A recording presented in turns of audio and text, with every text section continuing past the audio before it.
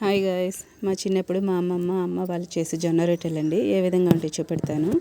ఒక రోట్లో పిండిని ఇలా కచ్చాపచ్చాగా తీసుకొని దాంట్లో ఎర్రగడ్డ లైట్గా దంచుకుంటారండి. ఆ పిండిని తీసి పక్కన పెట్టేస్తాము. చూస్తున్నారు కదా, వీడియోలో చూపిస్తున్న విధంగా దంచుకుంటారండి.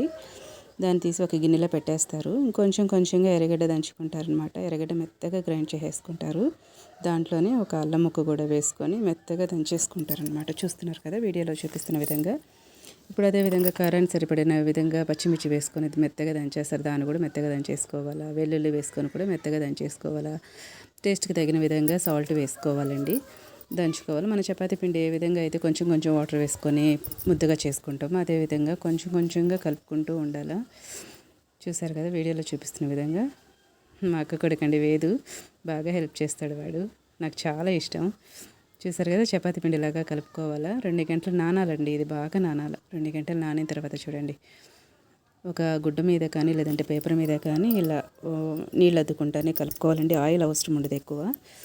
పెద్దవి కాకుండా మీడియం సైజులోనే చేసుకోవాలా.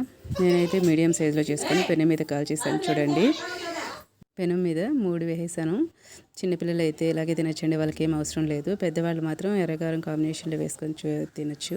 క్రిస్పీగా కాకుండా కొంచెం మెత్తగానే కాల్చుకోండి. మా స్టైల్ అయితే ఈ విధంగా చేసుకుంటే మీరు ఎలా అయితే చేసుకుంటారో మా కామెంట్ సెక్షన్లో చెప్పగలరా?